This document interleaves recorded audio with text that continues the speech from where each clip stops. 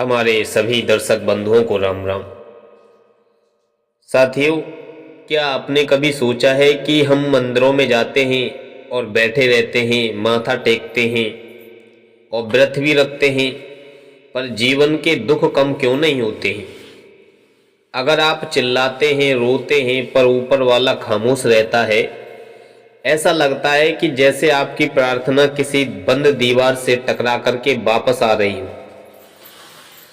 साथियों, सच तो यह है कि जिसे आप पूजा समझ रहे हैं वह परमात्मा के लिए सबसे पहले एक शोर के समान है।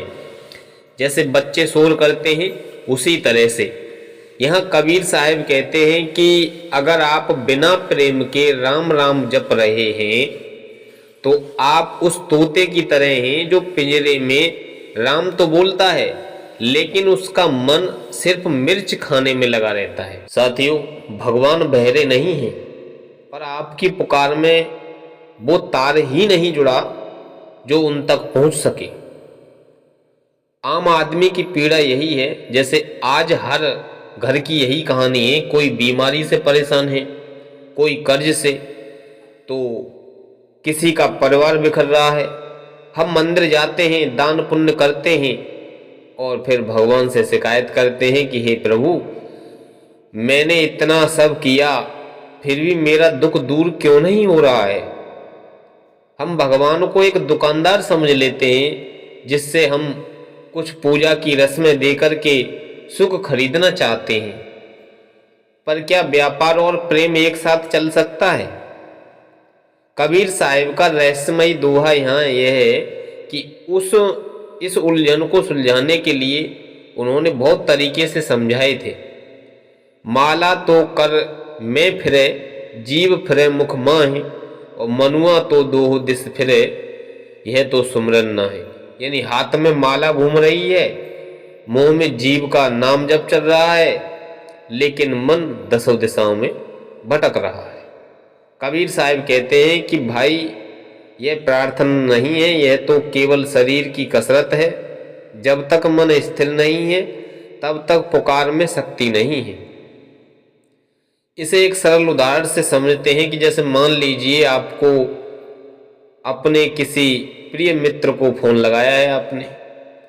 आप मोबाइल हाथ में लेते हैं, नंबर भी सही डाल रहे हैं, लेकिन आपके फोन में नेटवर्क नहीं आ रहा है।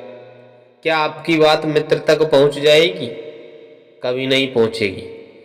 हमारी पूजा डायल तो हो रही है, लेकिन मन की एकाग्रता और निस्वार्थ भाव का नेटवर्क गायब हो गया है। जब हम मंदिर में होते हैं तब हमारा ध्यान बाहर छूटे हुए जूतों पर होता है कि हमारे कोई जूते तो ना उठा ले जाए, या घर के झगड़ों पर होता है, घर में झगड़ा तो नहीं हो जाए। जब माध्यम ही टूटा हुआ है तो संदेश कैसे पहुंचेगा? समाधान इसका यह है, तो फिर साधना यानी समाधान इसका यही है कि क्या पूजा छोड़ दें हम?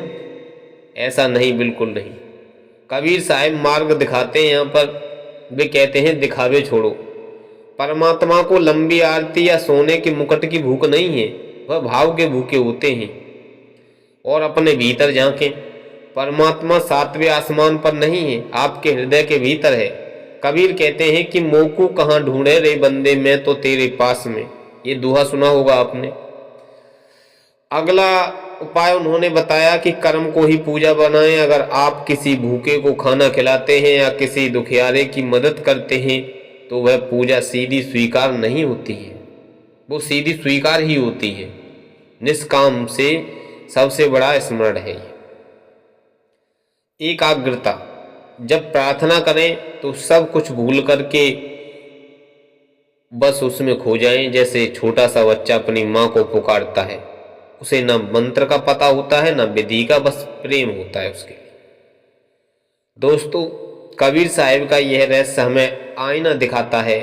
हम सालों से धर्म के नाम पर बाहरी क्रिया कर रहे हैं, पर अपने भीतर के क्रोध, ईर्ष्या और लालच को नहीं छोड़ पाए।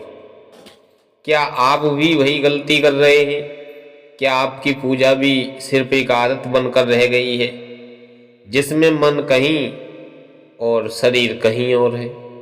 अगर आप आज से अपनी प्रार्थना में दिखावे की जगह दर्द और प्रेम भर देंगे तो विश्वास मानिए कि उसे सुनने के लिए परमात्मा को मजबूर होना पड़ेगा, क्योंकि वह दूर नहीं है, बस आपके जागने का इंतजार कर रहा है।